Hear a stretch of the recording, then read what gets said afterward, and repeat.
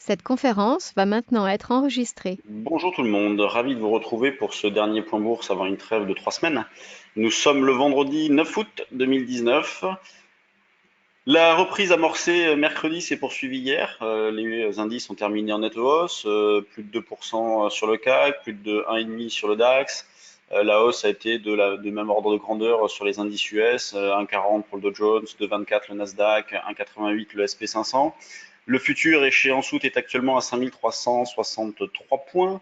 Donc reprise qui nous a ramené sur les niveaux de vendredi dernier, donc la zone des 5350, 5360, qui est assez intéressante, assez importante. Alors on est passé au-dessus, hein, c'est vrai, hier soir, notamment pour le fixing de clôture. On est revenu un petit peu en arrière le soir même. Ce matin, bon, on ouvre un petit repli, mais rien de bien méchant. On reste dans une logique de reprise technique, mais il en faut davantage pour envisager une amélioration un petit peu plus durable. Donc on cherche toujours à vendre sur rebond. Par anticipation vers 75-85, vous voyez, on va prendre les plus hauts d'hier soir. J'ai proposé 73,83 par exemple comme niveau de vente. Bon, bah, il a fallu servir avant si on voulait le faire. On peut également attendre des signaux. Alors, dans l'état actuel des choses, aucun signal ne pourra se déclencher proprement, donc il va falloir attendre un petit peu. Mais c'est vrai que les signaux techniques sont d'une très grande aide en ce moment. Nous permettent de faire de belles choses et parfois nous empêchent de faire des bêtises, comme par exemple hier, quand on voit cette reprise là en début d'après-midi. Bon, on a pu tenter des petites ventes par anticipation. On avait commencé déjà dès le matin, hein, dès le matin. Moi, je vous disais que j'avais proposé comme fourchette à nos abonnés au forum audio 33 3, donc 5333 à 5303. Les deux ont été faits et le 3,5 a été fantastique puisque c'était le plus bas du jour. Donc on a pu vendre ici, on a pu vendre là, on a eu un petit retracement, une fois, deux fois, la troisième on est beaucoup plus méfiant. On a pu, bon, ceux qui l'ont fait ont pu sortir notamment ici puisqu'on était en situation de pullback avec la moyenne mobile et de contre-signal surtout, en attendant derrière un signal technique qui ne s'est jamais déclenché, vous voyez, donc il s'est déclenché le soir tard, bon, ça c'est autre chose, mais en tout cas il ne s'est pas déclenché dans cette phase-là, donc c'est ça aussi la pertinence d'un signal, c'est qu'il se déclenche quand il le faut, mais il ne se déclenche pas quand il n'y a aucune raison qu'il se déclenche, donc ça c'est très bien, c'est très intéressant. Donc 5375,85 à la vente par anticipation. J'avais proposé aussi de vendre un petit peu de call, pourquoi pas, en remplacement ou en complément de vente de futurs pour profiter d'une volatilité qui est toujours assez intéressante. Vous voyez, sur septembre, on est bon 5350, on est autour de 16,5 de vol, donc elle a rebaissé. Hein, on était à 17,5, elle est passée à 16,5. On peut même vendre des options sur août, pourquoi pas, vous voyez, pour avoir un θ très important, donc une perte de valeur temps importante. Le 5000, on est à 16,5 de volatilité aussi. Vous voyez, donc la volatilité est identique entre août et septembre.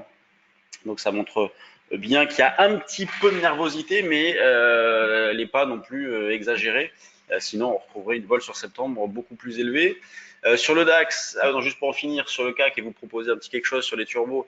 Hier, je vous proposais des turbos, c'était les strikes, je crois que c'était ceux-ci, 5435, 5465, pourquoi pas, on peut les conserver. Alors, ils correspondent pas vraiment à des niveaux importants, mais c'est dans l'idée de prendre des prix d'exercice pas trop éloignés. Ça sert à rien d'aller chercher très loin. Le marché reste quand même sur le fond extrêmement hésitant. On a eu un beau mouvement déjà, donc c'est pas la peine d'aller chercher des prix d'exercice très loin et donc payer des primes très chères. Il vaut mieux rapprocher un petit peu, quitte à se faire sortir pour rien et recommencer un petit peu plus tard. Donc pourquoi pas 5434, 5464. On reste éloigné des niveaux d'amélioration. Bon, il faudrait franchir. Je voulais abaisser à 5420, mais la reprise est trop rapide, donc on va conserver par exemple un 5480 comme niveau d'amélioration. C'est loin, moyennement satisfaisant, mais c'est pas de ma faute, c'est le marché qui veut ça. Donc on peut prendre des puts, voilà, barrière sous ces niveaux-là. Sur le DAX, donc je vous disais que la reprise pouvait nous ramener sur les 11 850. Je l'avais écrit aussi à nos abonnés trade du jour dynamique. Eh ben, on s'est arrêté à 45, donc juste en dessous, et derrière on a eu 80 points de baisse. Donc là, le pullback a été parfaitement validé. Autant sur le CAC on est passé un petit peu au-dessus en allant chercher 80-85, autant sur le DAX on s'est arrêté tout pile sur la zone. Donc voilà, c'est assez fort. Si jamais on y retournait, eh ben, on pourrait vendre aussi hein, dans la zone des 840-850. L'eurodoll, très calme. Depuis le point haut de mardi, il ne se passe plus grand-chose. On évolue entre les mêmes limites, à 11,80, 12,20 la plupart du temps, avec parfois quelques petites tests de la résistance, un 12,40-50, ce qui nous a permis de vendre déjà à deux reprises, ici et ici. Eh bien, on prend les mêmes, on recommence, hein, un 12,40-50 comme zone de vente, dans l'idée de se racheter vers un 12 et éventuellement vers un 11,80. Le niveau de retournement, là je vous le donne pour les jours à venir, reste le même, c'est 1,1450. Sur les actions, alors ça, vous avez été assez nombreux à m'envoyer des petits messages sur les actions. Je vois que cette possibilité de poser des questions et que j'y réponde le matin vous plaît.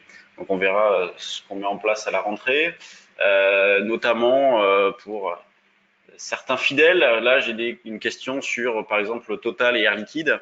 Donc, Total, dans le sillage de la baisse des cours du pétrole, eh bien, est bien revenu en arrière.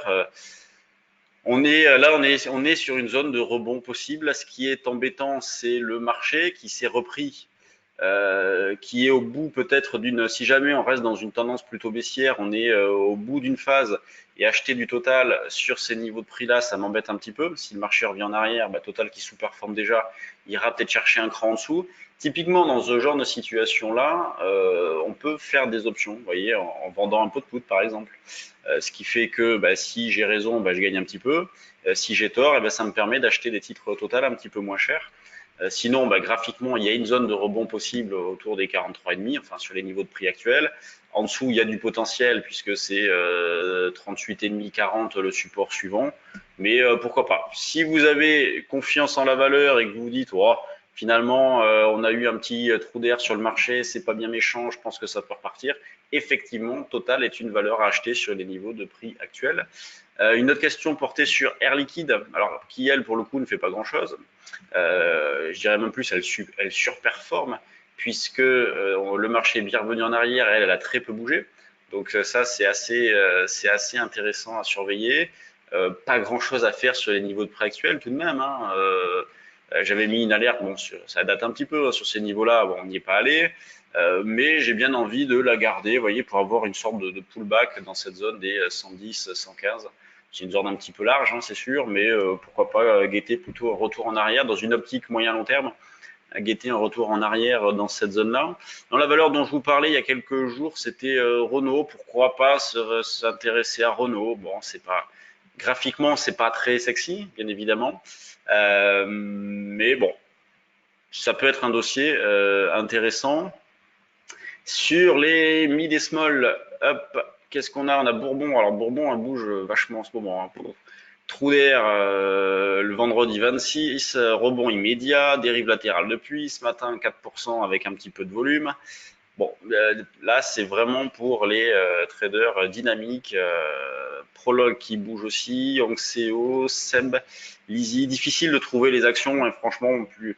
Là on rentre dans une période creuse sur les mid et small. On a eu une fenêtre de un mois et demi où vraiment il y avait des choses sympas à faire sur le trade du jour action. On en a assez profité.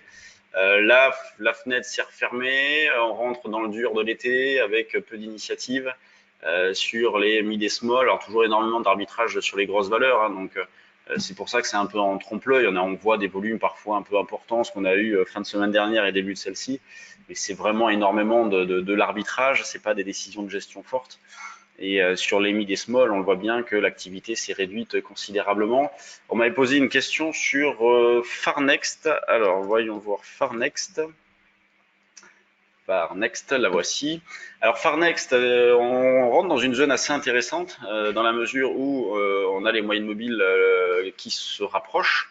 Donc on pourrait très bien avoir un signal d'achat qui serait fixé semaine prochaine, sauf si aujourd'hui elle explose, ça serait ce soir, mais sinon semaine prochaine, avec éventuellement un déclenchement d'un signal d'achat au-dessus des 13,20 avec confirmation rapide au-dessus des 14. Mais vous voyez, je vais mettre une petite alerte sur Farnext avec pour un déclenchement, si jamais ça croise tout propre et tout, au-dessus des 13,20, il y a du potentiel derrière, c'est une valeur qui bouge pas mal.